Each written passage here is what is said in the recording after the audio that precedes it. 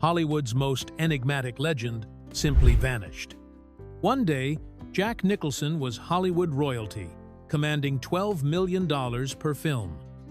The next, he was quietly sitting under a tree, reading books on his Mulholland Drive estate, turning down movie offers with a simple, "I don't want to do it."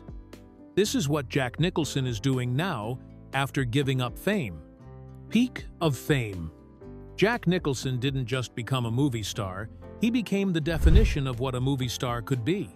For over 5 decades, from the late 1960s through the 2010s, Nicholson carved out a career that most actors could only dream of, accumulating wealth, critical acclaim, and a level of fame that made him instantly recognizable around the world.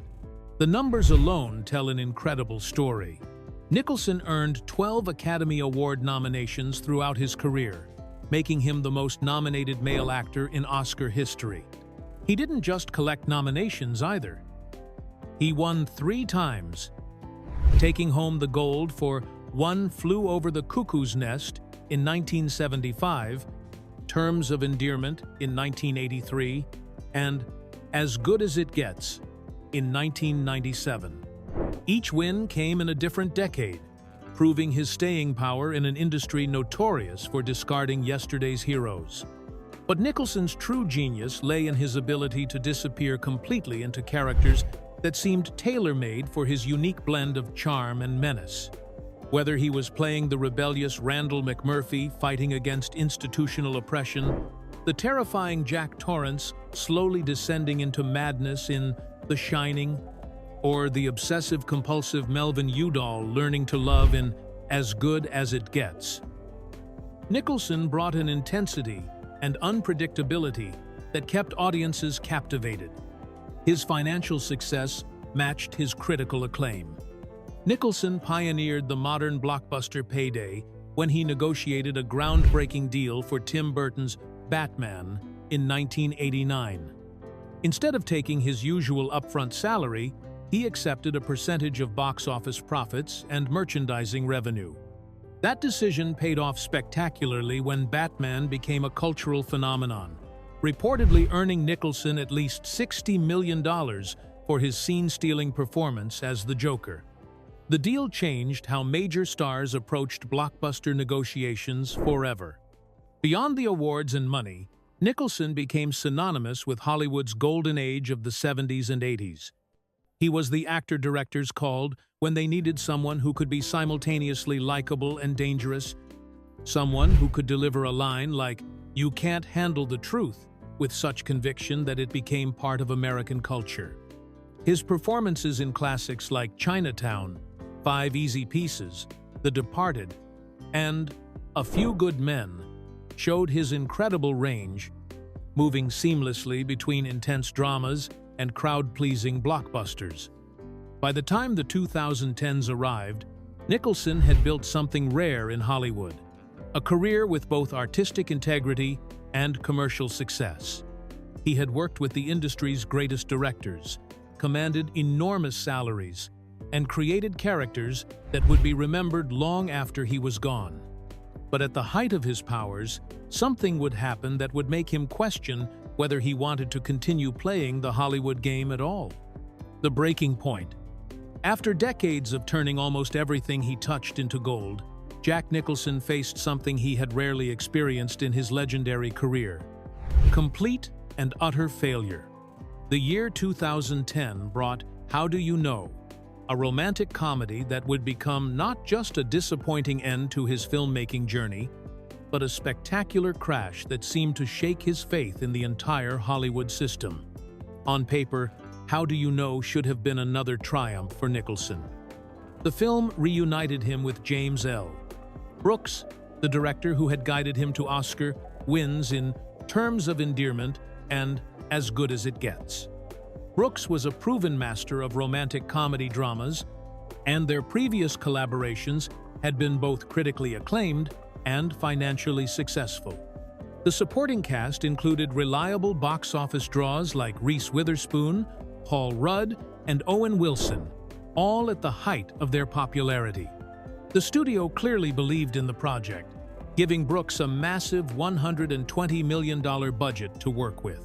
For a romantic comedy, this was an enormous sum, reflecting both the star power involved and the high expectations for another Brooks-Nicholson collaboration.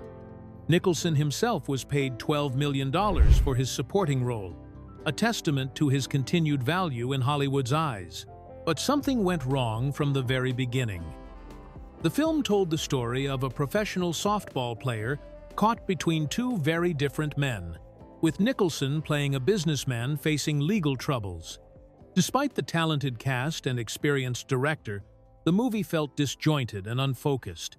Critics were harsh, with many noting that even Nicholson's usually magnetic screen presence couldn't elevate the muddled screenplay.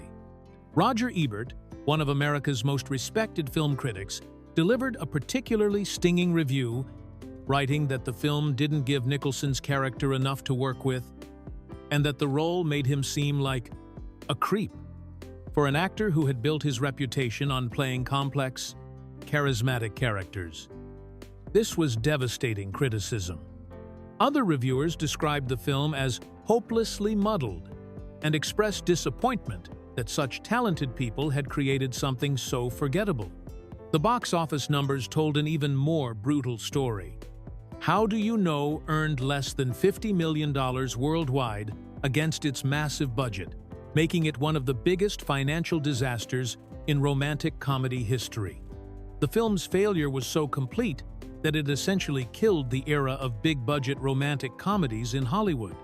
For Nicholson, who had spent his entire career as a bankable star capable of opening movies, the failure of How Do You Know represented something deeper than just one bad film.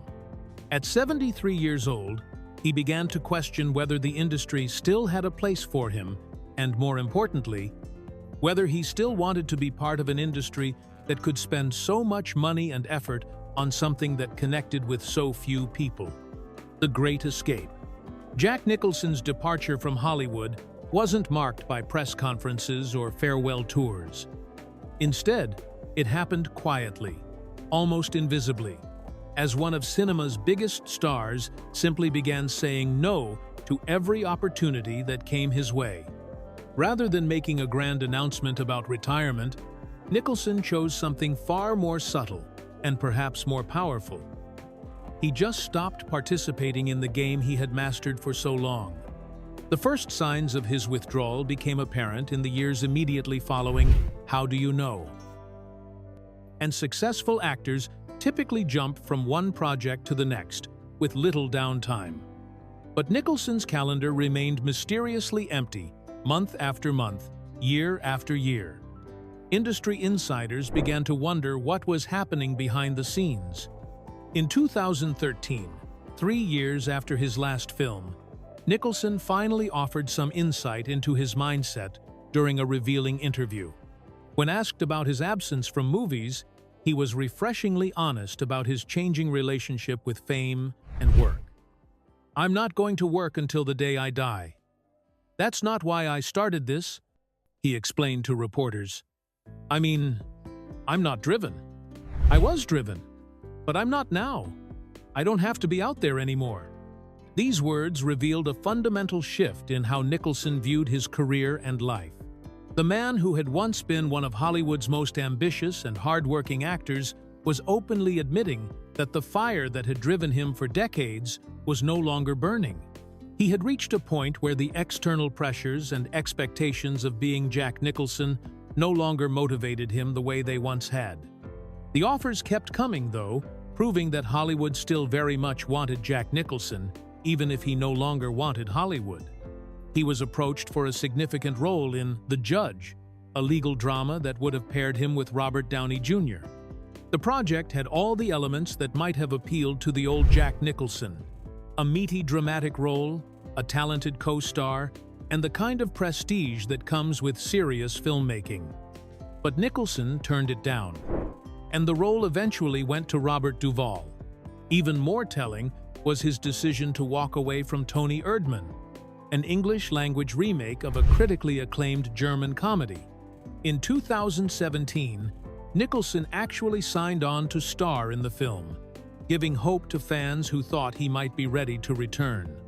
But after reconsidering, he backed out of the project entirely, effectively killing the film since it had been built around his participation. His friend and fellow actor, Peter Fonda, summed up what many in Hollywood were thinking when he told reporters that Nicholson was basically retired. But even Fonda acknowledged that this wasn't an official announcement, just an observation about a man who seemed to have found peace in stepping away from the spotlight that had defined his adult life. Where are they now? Today, Jack Nicholson lives in a place that perfectly captures both his legendary status and his desire for privacy. A sprawling compound on Mulholland Drive in Beverly Hills that he has called home since 1969. This isn't just any house, it's a $10 million estate that spans 3 acres and represents more than 50 years of careful expansion and thoughtful design, creating a private sanctuary where one of Hollywood's biggest stars can live completely away from the public eye. The compound itself tells the story of Nicholson's long relationship with Hollywood's most famous neighborhood. He originally purchased the main property for $5 million back when he was still a rising star. And over the decades, he methodically bought up adjacent lots whenever they became available. This wasn't just about having more space. It was about creating a buffer zone between himself and the outside world, ensuring that his home would remain a place of peace and solitude. The most significant addition to his estate came in 2005, when Nicholson purchased the neighboring property that had belonged to his close friend and fellow acting legend Marlon Brando. After Brando's death in 2004, Nicholson bought the $6.1 million bungalow, though not to live in it.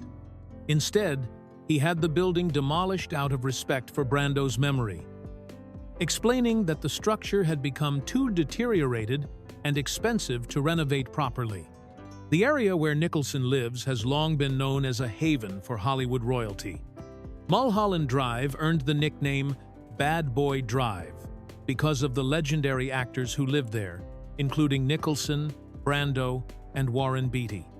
These were men who defined cool in their respective eras, and their choice to live on this winding road high above Los Angeles created a sense of mystique that continues today.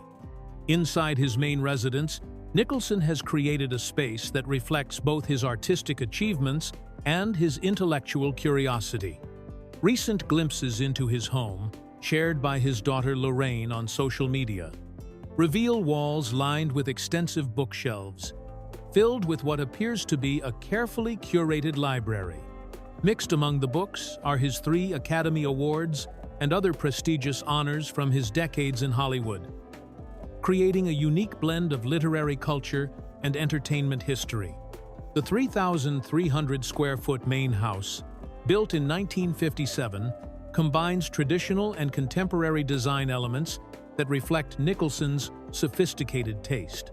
The property features a grand staircase, comfortable living spaces with fireplaces, and serene bedrooms that offer stunning views of the surrounding hills and canyons.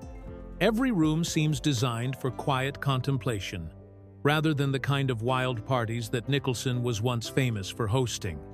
This is where Jack Nicholson spends his days now, not on movie sets or at industry events, but in the peaceful solitude of a home that has been his constant companion through all the ups and downs of his extraordinary career. New life, new purpose.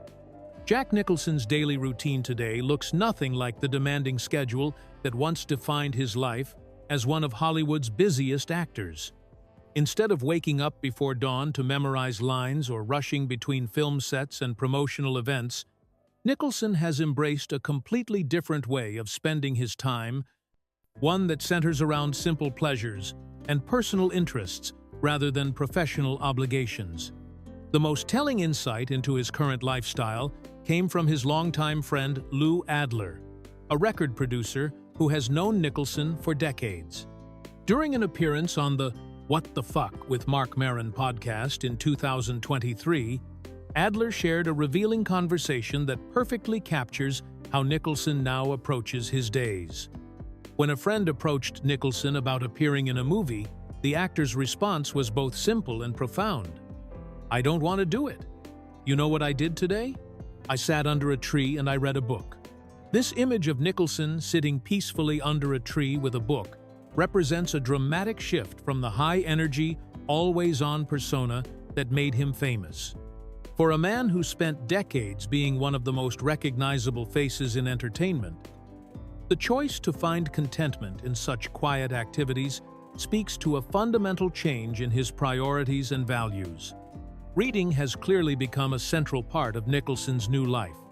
His home library, glimpsed in recent family photos, shows extensive bookshelves filled with what appears to be a carefully chosen collection spanning literature, art, and various intellectual pursuits. This isn't surprising given that those who know him well have always described Nicholson as highly intelligent and well-read, with director James L. Brooks noting that he's a tremendously sophisticated guy in terms of literature, in terms of art. Interestingly, Nicholson hasn't completely closed the door on his former profession. According to Brooks, who directed him in 4 films, including his final movie, How Do You Know?, Nicholson is still reading scripts all the time.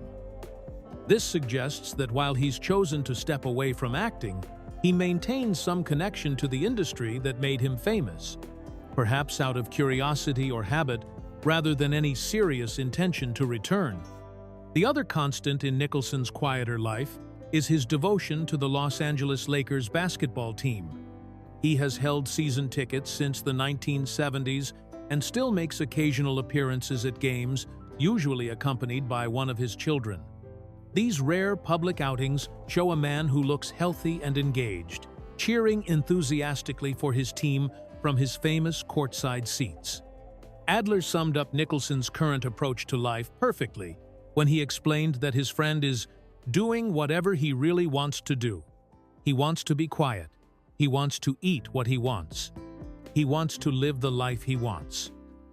After spending most of his adult life meeting the expectations and demands of others, Nicholson has finally given himself permission to live entirely on his own terms.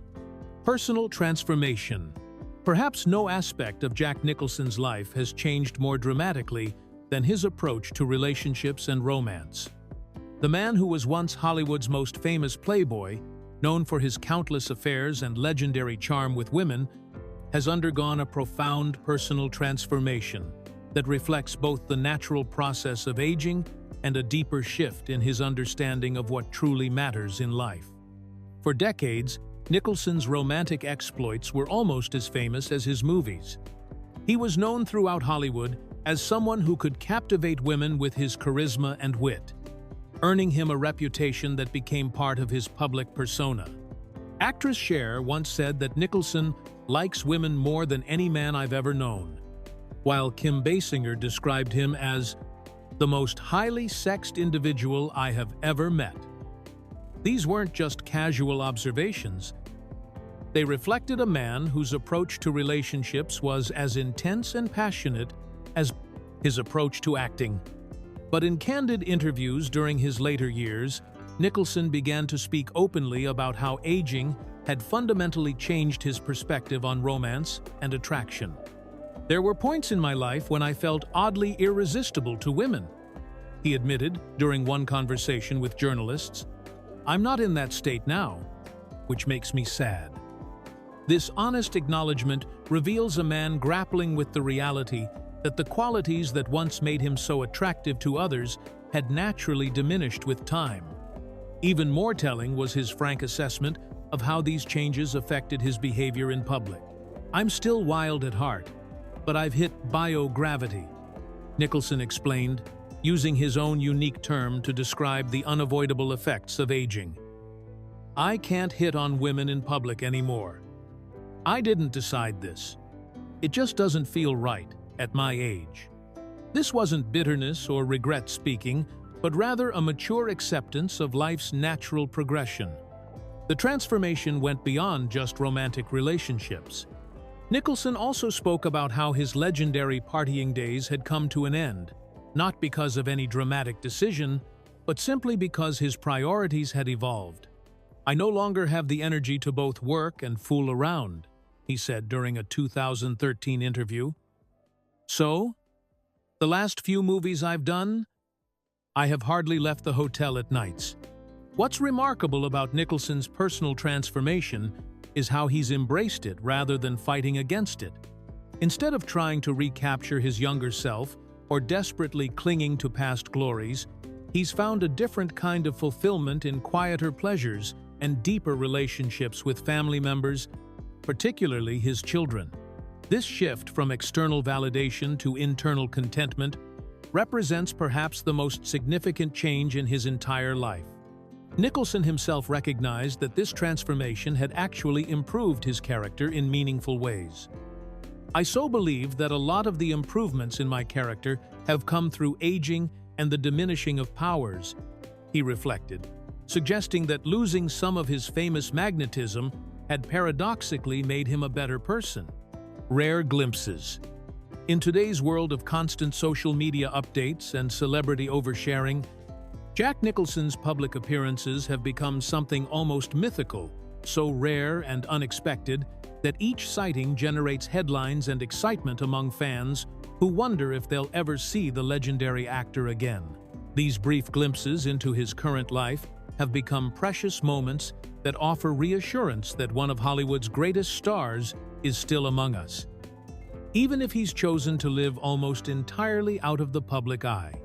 The most reliable way to catch a glimpse of Nicholson these days is at Los Angeles Lakers games, where his devotion to the team he's supported since the 1970s occasionally draws him out of his Mulholland Drive sanctuary. His courtside seats have been legendary for decades, and when he does appear, it's usually alongside his 32-year-old son Ray, who has become his most frequent companion for these rare public outings. The sight of father and son cheering together, with Nicholson still wearing his signature dark sunglasses and animated expressions, provides a heartwarming reminder that some things never change.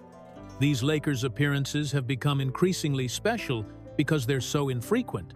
After disappearing from public view for over a year, Nicholson surprised everyone by showing up to a game in May 2023 with Ray by his side. Witnesses described him as looking healthy and engaged, enthusiastically cheering for his team just like he had for decades. The gap between public sightings had been so long that his appearance became major entertainment news, with fans expressing relief to see him looking well. Even more surprising was Nicholson's brief appearance at the Saturday Night Live 50th anniversary special in February 2025.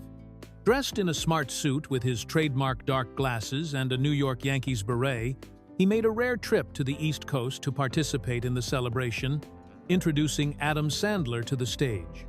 The moment was particularly meaningful because it showed that despite his preference for privacy, Nicholson still feels connected to certain aspects of the entertainment industry that shaped his life. Perhaps the most touching glimpses of Nicholson's current life come through his family, particularly his 34-year-old daughter Lorraine, who occasionally shares photos on social media. In January 2025, she posted a precious image of herself with her 87-year-old father during the holiday season, marking the first photograph of Nicholson that had been made public in nearly 2 years. In the photo, he appears more clean-cut than in previous paparazzi shots, sitting comfortably in what appears to be his home library, surrounded by bookshelves filled with literature and topped with his prestigious Hollywood awards. These family photos serve a dual purpose. They satisfy fans' curiosity about how Nicholson is doing while also respecting his desire for privacy. Rather than intrusive paparazzi shots taken without permission, these images come directly from his loved ones, shared on their own terms, and showing a man who appears content and healthy in his chosen isolation. No regrets. Throughout his years away from the spotlight, Jack Nicholson has faced a constant stream of speculation about his health, his mental state, and his reasons for stepping back from acting, but his response to these rumors reveals a man who is completely at peace with the choices he has made and determined to live life entirely on his own terms rather than according to other people's expectations or concerns. The most persistent rumors began circulating in 2013, when entertainment publications claimed that Nicholson had retired from acting due to memory loss and cognitive decline. These stories suggested that the legendary actor could no longer remember his lines and had been forced to abandon his career because of declining mental faculties. The rumors spread quickly across the internet, causing genuine concern among fans who had watched Nicholson's brilliant performances for decades. But Nicholson himself moved quickly to address these claims, giving a direct and forceful response that left no doubt about his mental sharpness. In an interview with The Sun newspaper, he firmly rejected the speculation about his cognitive abilities, stating with characteristic confidence, "I have a mathematician's brain." This wasn't just a denial, it was a declaration that his mind remained as sharp as ever, and that rumors about his mental decline were completely unfounded. What makes Nicholson's response even more significant is how he framed his absence from Hollywood. Rather than feeling defensive about stepping away from acting, he expressed genuine contentment with his decision to prioritize his own happiness over professional obligations. He made it clear that his withdrawal from the industry wasn't driven by inability or health problems, but by a simple lack of desire to continue the demanding lifestyle that had defined his career for so long. Even more telling is the fact that Nicholson has never officially announced his retirement from acting. In multiple interviews, he has emphasized that he doesn't consider himself retired in any formal sense, explaining that a retirement statement is the most unnecessary statement that you could possibly make in his profession. This perspective suggests that he views his current situation not as an ending, but as a different chapter in an ongoing story. His longtime collaborator, James L. Brooks, has supported this view, telling reporters as recently as 2025 that he wouldn't be surprised to see Nicholson work again, noting that the actor is still reading scripts all the time. This indicates that while Nicholson has chosen to step back from the pressures of Hollywood, he hasn't completely closed the door on future possibilities if the right project comes along. Perhaps most importantly, Nicholson has expressed no regrets about the path he has chosen. When asked about his philosophy on life choices, he has said, "When you look at life retrospectively, you rarely regret anything that you did, but you might regret things that you didn't do." This perspective suggests a man who feels satisfied with both his legendary career and his decision to step away from it when the time felt right.